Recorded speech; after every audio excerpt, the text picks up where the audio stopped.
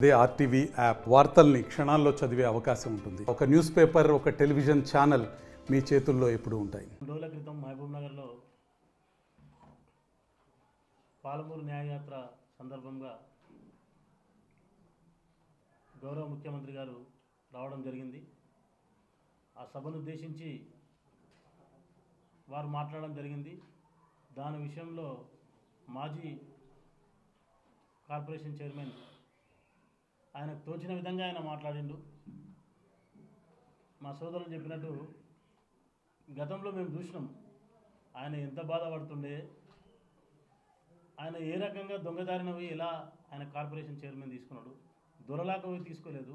తీసుకున్న దానికి ఈడ ఉన్న మాజీ మంత్రి ఎలా నోచుకున్నాడు, ఆయన ఎట్లా విమర్శించిండు, ఆయన ఎట్లా విస్మరించిండు. నువ్వే చెప్పుకొని బాధపడ్డావు. ఆ రోజు బీఆర్ఎస్ పార్టీలో ఏంది ఇంతకి ఇట్లా ఉంది, లోకల్ మహబూబ్నగర్ పరిస్థితి ఏంది, కనీసం సన్మానం చెప్పినట్టుగా సన్మానం కాదు, కనీసం గౌరవించలే. ఏదైనా ఒక ఈరోజు ఇంత స్వేచ్ఛగా మాట్లాడుతున్నావు, మహబూబ్నగర్కు స్వేచ్ఛ వచ్చిందనే దానికి ఇదే నిదర్శనం. నువ్వు ఎప్పుడైనా ఒక రోజైనా నువ్వు ప్రెస్ మీట్ పెట్టి ఏ విషయం మీదైనా అభివృద్ధి గురించి కానీ, పథకాల గురించి కానీ, మైనార్టీ సంక్షేమం గురించి కానీ ఏ రోజైనా నువ్వు స్వేచ్ఛగా హార్ట్ఫుల్గా నువ్వు మీ ప్రభుత్వం బీఆర్ఎస్ ప్రభుత్వంలో నువ్వు ఎప్పుడైనా ప్రెస్ మీట్ పెట్టినావా?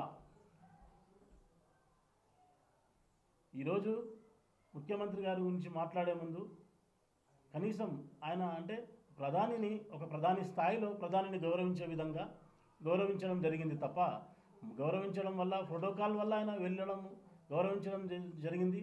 దాన్ని ఉద్దేశించి బీజేపీ పార్టీ కాంగ్రెస్ ఒకటని మాట్లాడడం చాలా తప్పు. ముఖ్యంగా మహబూబ్నగర్లో ఉన్న మైనార్టీలందరూ కూడా వాళ్ళు చూస్తూ ఉన్నారు. కాంగ్రెస్ పార్టీ 100 రోజులు కాలేదు, ఈరోజు దుమ్మెత్తి పోస్తున్నారు. మీరు ఓర్వలేకపోతున్నారు. 10 ఏళ్ళ నుంచి మీరు సాధించింది 100 రోజుల్లో సాధ్యమవుతుందా అని ఒక్కసారి మేము అడుగుతున్నాం. 6 గ్యారెంటీలు చెప్పారు ముఖ్యమంత్రి గారు, ఈ రోజు వరకు 5 గ్యారెంటీలు కంప్లీట్ చేశారు. 100 రోజులలో ఎవరైనా కంప్లీట్ చేస్తారా? అంటే ఓర్వలేని తనానికి కంట్లకు కనిపించినట్టుగా మీరందరూ మీ పెద్దలు, మీ పార్టీ పెద్దలు కూడా చెప్తున్నారు, ప్రభుత్వాలు పడిపోతాయి, అదవుతుంది ఇదవుతుంది. మీ పక్కల ఉత్తమ్ కుమార్ ఉన్నాడు, అన్నదమ్ములకు పంచాలు పెట్టే పార్టీ మీదంటే పక్కల కూర్చున్న ఉత్తమ్ కుమార్ గురించి మాట్లాడతారు ఇంతియాజ్, పక్కల కూర్చున్న కోమటిరెడ్డి వెంకటరెడ్డి గురించి మాట్లాడతారు. అంటే కలిసి తిరగడం మీకు నచ్చదనేది దానికి ఇదొకటి. అంటే నేర్చుకున్నారు కదా, లోకల్ అందరికీ నేర్పించారు కదా, ఎవరు కలవద్దు, ఒక దగ్గర కలవద్దు. ఈ అలవాటుని ఇంకా మీరు పోనిచ్చుకుంటలేరు. మాట్లాడే విధానంలో పక్కన వాళ్ళకే ఇది పెట్టే కార్యక్రమం అనేది ఇదే. దయచేసి ఒకటే చెప్తున్నా, ఇంతియాజ్ ఇసాక్ గారు, మీరు గౌరవంగా మీరు పెద్దలను, సీఎం గారిని ఎలా గౌరవించాలి, ఆయన సభను ఉద్దేశించి మాట్లాడిన సందర్భం వేరే, నువ్వు దాన్ని పుట్టించుకొని మాట్లాడిన సందర్భం వేరే.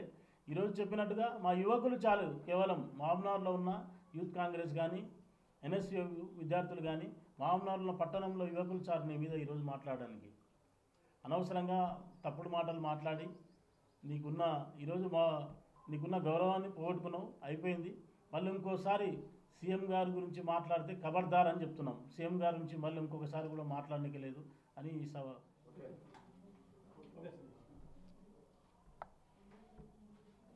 మహబూబ్ నగర్ పార్లమెంటరీ అభ్యర్థిగా వంశీ చంద్రెడ్డి గారిని మొదటి విడతలోనే ప్రకటించడం, అలాగే ఎమ్మెల్సీగా జీవన్ రెడ్డి గారిని ప్రకటించడం చాలా సంతోషకరం. ఎంపీగా వంశీ చంద్రెడ్డి గారిని భారీ మెజార్టీతో గెలిపించడానికి మేము మా వంతు సహకారం చేస్తాం. మేము అలాగే ఎమ్మెల్సీ జీవన్ రెడ్డి గారిని గెలిపించడానికి చైర్మన్గా కౌన్సిలర్లు అందరూ కూడా కాంగ్రెస్ పార్టీ ప్రకటించిన ఈ అభ్యర్థులను మేము గెలిపించడానికి మా వంతు కృషి మేము చాలా ఈ విషయంలో వాళ్ళని భారీ మెజార్టీతో గెలిపించడానికి కూడా అందరూ తహతహలాడుతున్నారు. ఈ ఎలక్షన్లో, పార్లమెంట్ ఎలక్షన్లో అందరూ మాట్లాడుకునే విధంగా కాకుండా వినూత్నమైన తీర్పిచ్చే విధంగా మహబూబ్నగర్ ప్రజలు ఎదురు చూస్తున్నారు.